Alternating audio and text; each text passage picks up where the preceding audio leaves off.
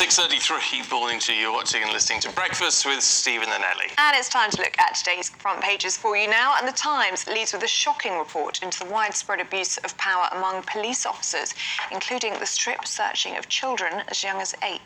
The Mail details Rishi Sunak's vow to give victims, and local people are saying how antisocial behaviour is punished.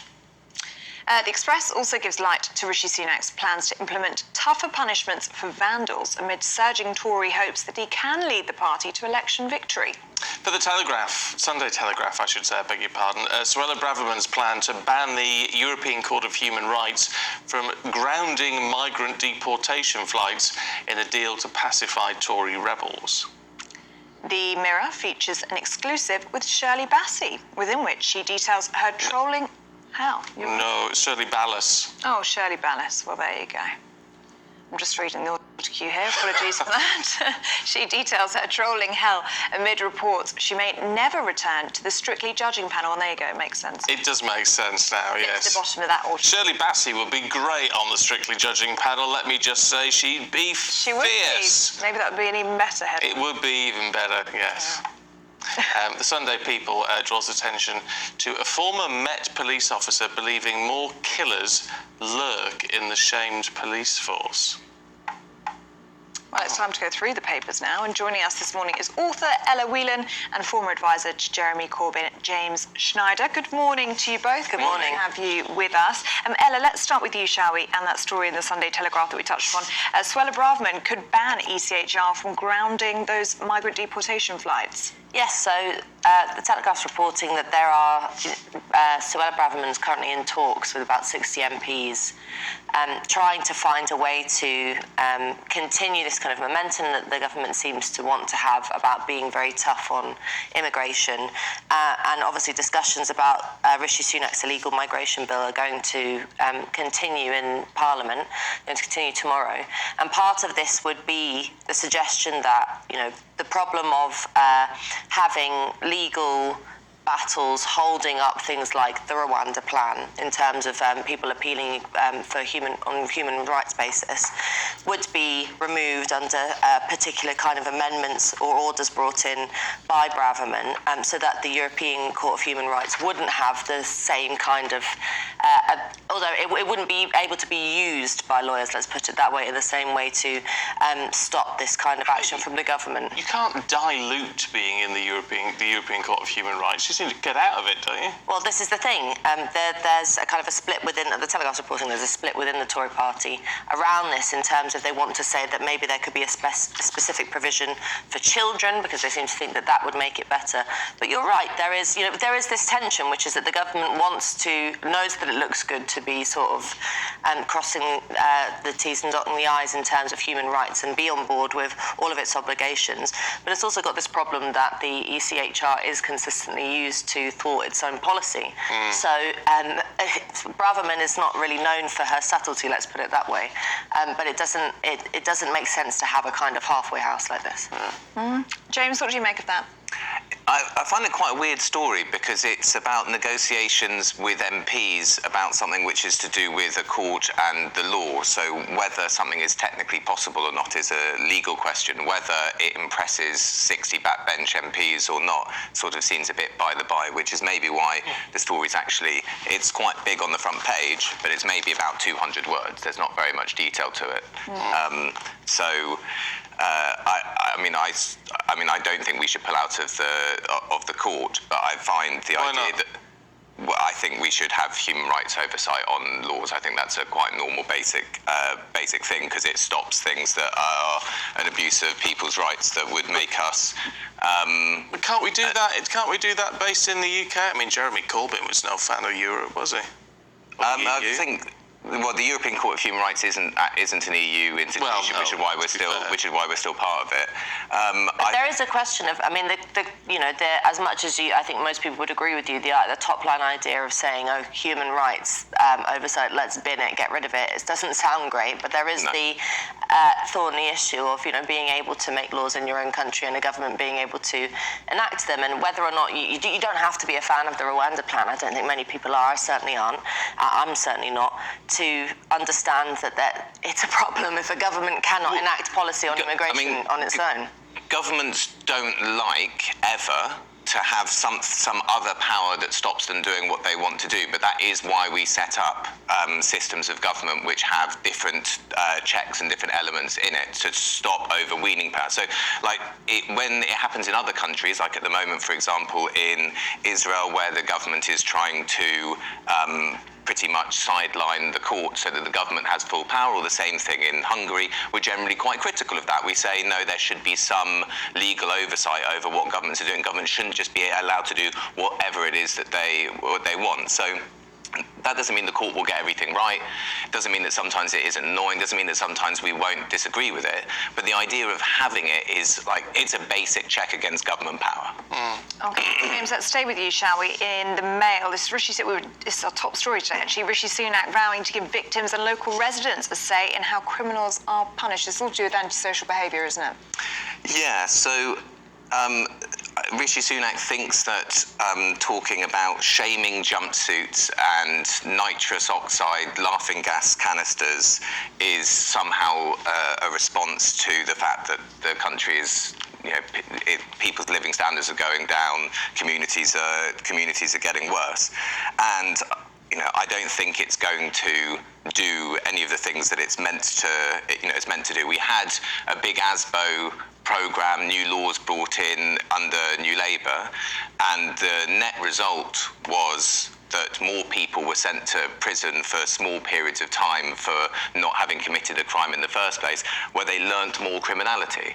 And so I think it's basically, it's chased the headlines, and it's done that very effectively. Yeah, but it's on the front page of all of the papers. But this is why it's different to ASBOs, isn't it? In the sense that you're saying, well, within 48 hours, you'll be cleaning up the graffiti, washing police cars, doing things in the community.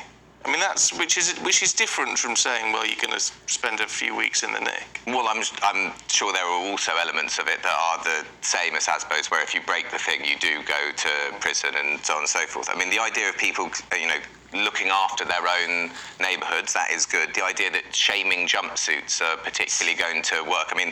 Part of the problem I have with this and the general approach to crime is that we do have there are big crimes that are committed in this country, but we always seem to be, the focus always seems to be down and rather than up. There's no shaming jumpsuits for example, people that put other people in shaming jumpsuits with illegally sending people to Guantanamo Bay. There's no shaming jumpsuits for people who stole huge amounts of money in corrupt COVID contracts. There's no shaming jumpsuits. Well, there would be if they were convicted of things. Yes, but they're never convicted of anything. How many people were convicted from the financial crisis? How many people have been convicted for taking us into a legal war in Iraq? How many people are convicted for the billions in theft in COVID? You never get any of that. So, I understand why the government is doing this. It's getting good headlines, and they're excited that Sunak's popularity is moving up a bit. They think this is something they can get headlines on, and they have very effectively across the Sunday papers, which broadly support the government anyway, so it's relatively easy. But if you did really want to focus on big crime issues, you say, why is it that those people have never? But this isn't about focusing on big crime, is it? It's about focusing on local community. Right, precisely. So I'm saying I would love to see one day front pages of the papers saying, here is what we're actually going to do on tax dodging, and we are going to put shaming jumpsuits on, for example, the chief executives of a major multinational that doesn't pay any taxes. I think lots of people would like to see something like that. What do you reckon, Ella?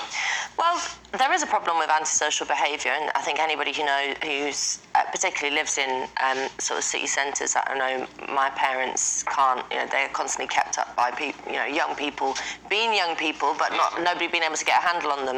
But I don't think making more things illegal is a good idea. The ASBO's plan has been one of the worst things to happen to neighbourhoods, because it means people just shop each other all the time for the most ridiculous things and spending time in jail. But something does need to happen in terms of regaining some kind of authority, adult authority, whether that's police or whether that's sort of people in a community or a neighbourhood, but getting a bit better at, clipping local kids around the ear, metaphorically speaking, because there is, I think we just don't interact with each other enough anymore, and particularly intergenerationally, there is just this total, not to slam young people, but there is a sort of lack of respect for older people. There is whether it's sort of staying out all night making noise, or more serious things like wrecking, shops and new centres by graffitiing or whatever. But I don't think moving on to my story, which is about the police, and the front page of the Sunday Times, I think most people would probably raise an eyebrow to say that more intervention and more crackdowns from the police is the right idea, because the police seem to be in such a total state of disarray. So the Times is reporting, as you mentioned when we started this section, that strip searches have been found to be 3,000 young people have been targeted, about a quarter of them between 10 and 15, so quite young. Over half of those numbers, there's been no further action taken. So probably similar situations to Child Q, who was a young girl, 15, who was strip searched when her teachers suggested that she had drugs on her. She didn't. It was all pretty horrendous for her. And, there is also the Times reports that, if you're a black kid, you're more likely to have this happen to you by quite a great extent. And, what the hell are the police doing strip searching 10-year-olds? I mean, it doesn't matter what a 10-year-old's done. Why are you strip searching them? And I think there's that plus the kind of revelations that have come out in the report in the last week about sort of police officers almost not knowing what's right and wrong, or not having a kind of clear sense of confidence in themselves to be able to follow a sort of code of moral conduct, I think is a really big problem. And there's no quick, easy solution to this, because I think sort of the interesting thing about the police is that because their role has been expanded to such a great extent, they have to do so many different things. Police Twitter, stand outside supermarkets and tell people not to be offensive, do the whole COVID thing, plus try and catch the guy that's stolen your car, plus try and catch rapists, all the rest of it. That I think they're sort of in disarray. And it means that they end up kind of, I don't know how to explain it other than going rogue. I don't know how else you explain strip searching kids. Yeah, it's a very odd one. So it's very, very strange. I don't know. I'm always so reluctant to criticise the police, because these issues are inevitably a small number of those, and I sort of think for those serving officers who do a great job and work hard and are dedicated and have a good moral compass and all the rest of it, this must be so disheartening. When things go wrong, it's got to be dealt with. I think it's there's the whole sort of bad apples versus the whole versus institutional problems, as the report the report said. I don't know, even getting hung up on that, I don't know that it's helpful. I think the bigger question to ask is, why is it that so many police officers don't feel the pressure to do a kind of public good? Why is, if you are, for example, taking pictures of deceased victims on your mobile phones and sending them around, if you think it's all right to be sort of totally piggish in terms of sexism, or if you abuse your power to the extent at which you're traumatizing kids, that's not. It's not that there are evil people, and that that would be too simplistic. It's about saying what's happened in terms of like the police convincing people that they've got a professional role to fill that's going wrong. I think that's the more interesting question. This is why we get you on. You're very good. She's good, isn't she? You're very good, and that's but because there's no easy answer, is there? James, what do you make of that story? I really broadly agree with Ella, and I think it isn't disrespectful to actual police officers to try to deal with a system that clearly isn't working. In fact, actually, if you respect the people that go into the police, you see good people are going in, that's why they're signing up, they want to do it, and then you're getting these bad outcomes, and there's something that is happening in between that is seriously going wrong. So I think we shouldn't put up any taboos about talking about what is going on in the police force, because it is going really bad. When you're strip searching children, things have gone very badly wrong. Yeah. Let's talk just briefly about the Mail on Sunday. James, there's going to be another royal memoir, apparently. Well, who's this one by? This is by Prince Andrew. Oh, and they've really, whatever they can do to stop it. he hasn't learned from Matt Hancock's memoir, which isn't going to go very well for him. He wants to tell his side of the story, and I can't imagine that there's anyone who, who likes the royal family, who thinks that's a terribly good idea at all. My only hope is that he hands off all of his WhatsApp messages to whoever does it, and we get to see, what the family WhatsApp group is like. It's just, of all the things he could do. But he's already had his say. He's already done Newsnight, and we all saw they went how very that well. went. Yeah, it's going to be. I think if it happens, it will be another tone-deaf Newsnight style car crash from start to finish, and then you have to go and do interviews about it, and so then the whole thing will carry on. Whoever is advising him, they need a new job. Yeah, you just said that about the Newsnight interview, couldn't you? Yeah, apparently he thought it went really well. Yeah. But it's just so fascinating that these people think that they can do no, and also there's just such an appetite now for the tell-all confessional memoir. There's no, the whole thing that the Queen was praised for about having some kind of sense of private reserve is just with this new generation, or even Andrew's generation, has just gone out the window. Yeah, it has, hasn't it? It's not a good idea. Someone tell him, please. Ella, James, thank you very much indeed. We'll catch up with you a little bit later on.